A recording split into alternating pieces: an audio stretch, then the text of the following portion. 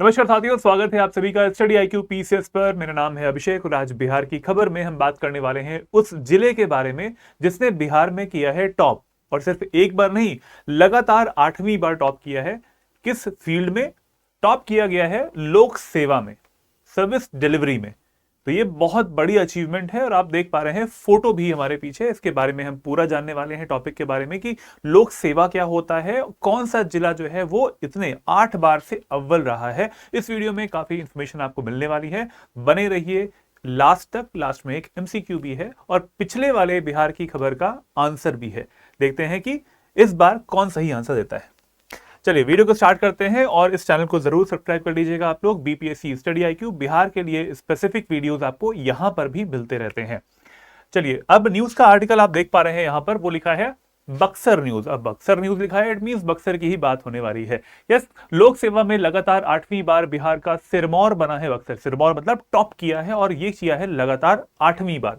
जिले को 100 में से मिले हैं 89.99 अंक, 89.99। बहुत बड़ी बात है ये चीज, क्योंकि बाकी सारे जिलों में ये है नंबर 1 पे। सेकंड नंबर पे कौन है, थर्ड नंबर पे कौन है, वो भी जानेंगे इस वीडियो में। तो यहां पर आप देख पा रहे हैं हमारे बक्सर जिले के जिलाधिकारी जी हैं और वो अवार्ड दे रहे हैं हमारे जो भी ऑफिसर्स रहते हैं उनको।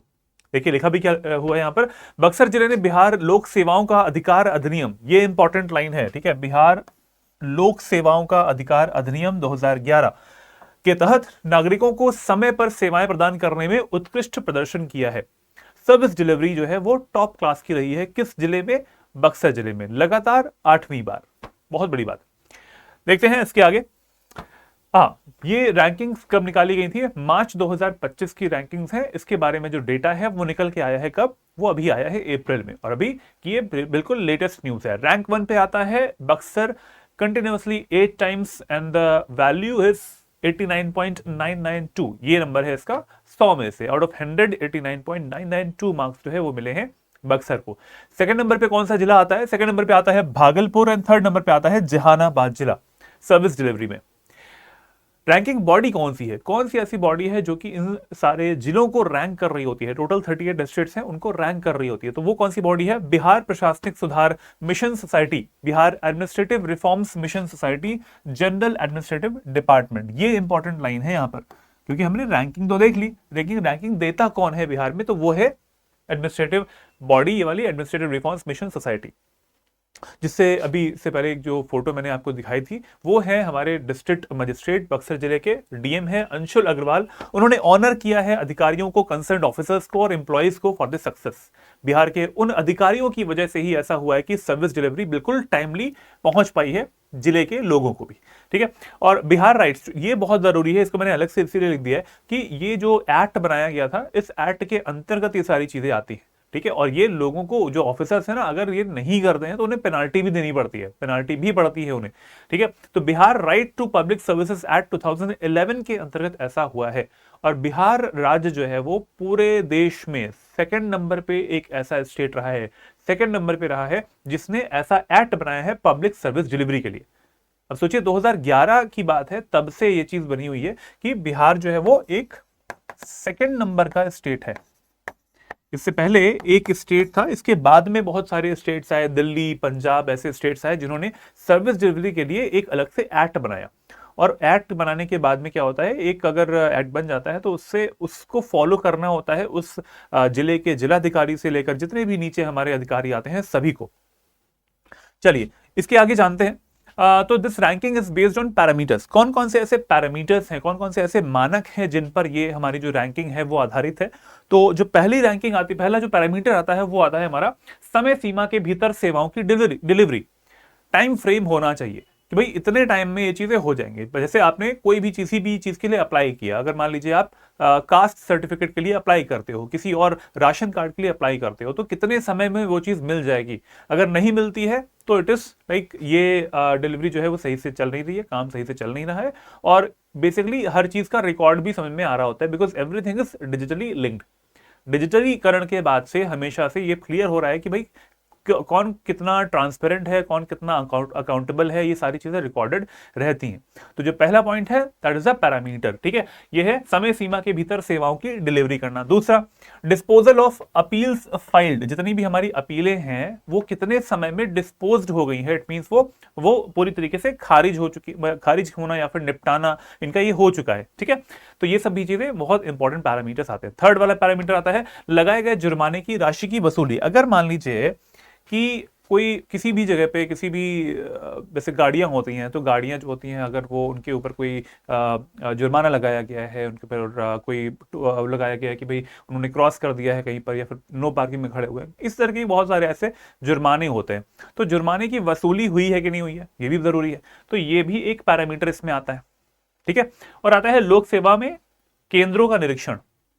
जो केंद्र है, जो सेंटर्स हैं जो प्रोवाइड कर रहे हैं सर्विसेज, कहीं ऐसा तो नहीं है वहां पे यार पानी पीने की व्यवस्था नहीं है, भाई लोग खड़े हैं लाइन में, गर्मी के दिन है, शेडेड स्ट्रक्चर नहीं है, वहां पर पानी की व्यवस्था नहीं है, एटलीस्ट वहां पे तो होनी चाहिए क्योंकि वो लोग आ रहे हैं सर्विस के लिए और वहां पर अपना पंजीकरण करवा रहे हैं, कुछ भी करवा रहे हैं, तो उन्हें समस्या ना हो।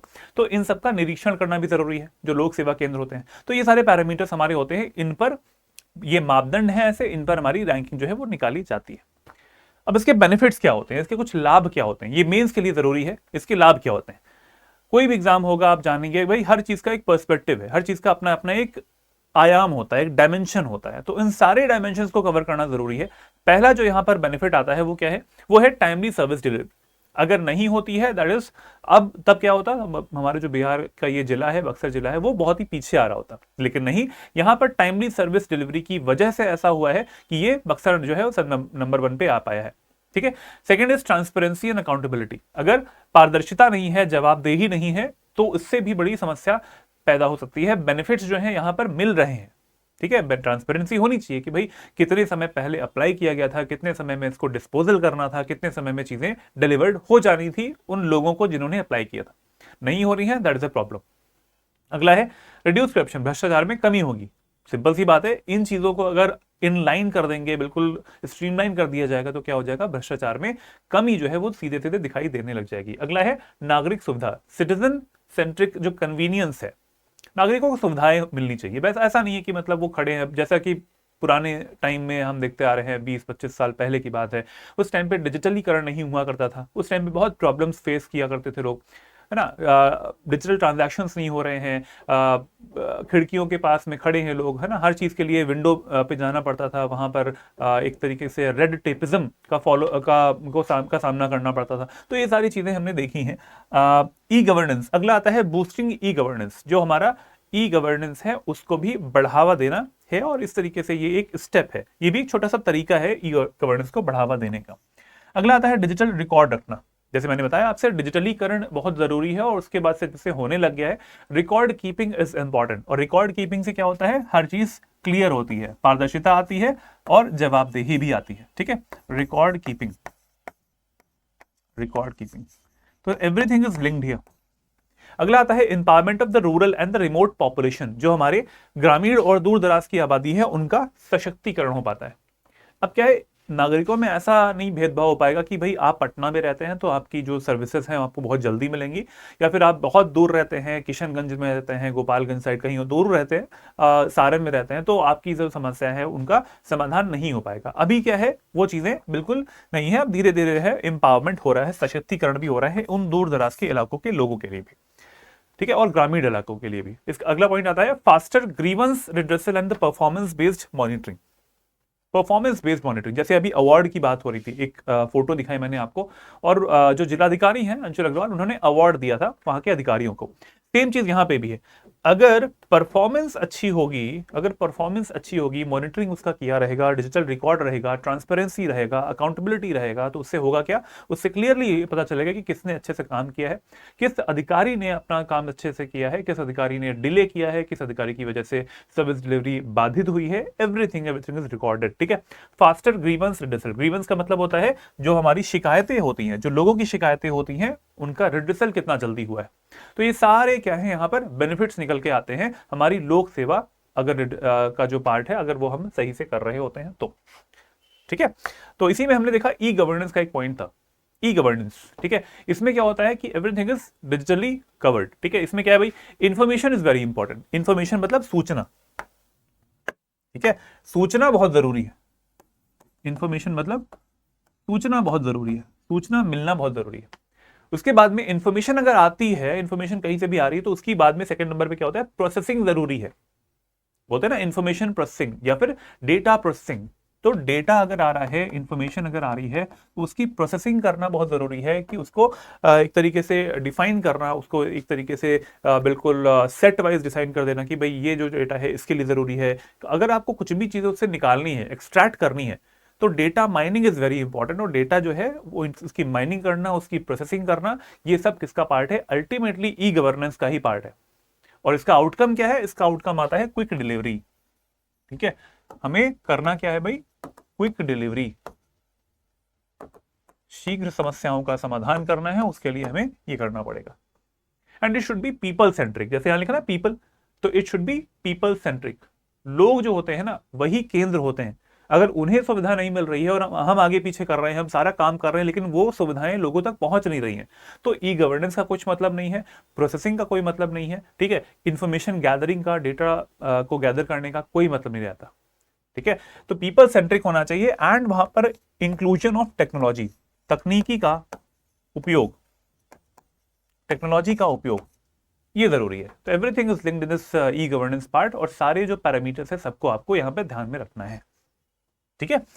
आते हैं आगे, कुछ एग्जांपल्स हैं सर्विस डिलीवरी के। वो है हमारे इशुएंस ऑफ बर्थ सर्टिफिकेट होता है, डेथ सर्टिफिकेट होता है, ठीक है, जन्म प्रमाण पत्र है, मृत्यु प्रमाण पत्र होता है ना, डोमिसाइल सर्टिफिकेट होते हैं, कास्ट सर्टिफिकेट होते हैं। इसके अलावा processing application for various government schemes. कई बार आपने देखा होगा सरकार की तरफ से, राज्य सरकार की तरफ से बहुत सारी ऐसी स्कीम्स निकाली जाती हैं जिसमें लोगों को पता नहीं रहता कि यार इसमें पंजीकरण कैसे कराएं। उन्हें फायदा मिल सकता है लेकिन उन्हें पता नहीं है कि पंजीकरण कैसे करवाया जाए, तो वो भटकते रहते हैं कि कहां पे जाएं। कोई ऐसा, अरे सर साइबर कैफे वाले भैया हैं ना, वो कर देते हैं काम। नहीं, उनके लिए क्या है, ये जो हमारे सरकारी अधिकारी होते हैं उन्हें करना पड़ेगा, ठीक है। लोगों को पता नहीं रहता है कि कैसे उन्हें परसुएड किया जाए, फिर लोगों को ये नहीं पता रहता कि कैसे जाएं, किस जगह पे पहुंचे, कौन सा डिपार्टमेंट जो है वो ये कर रहा है।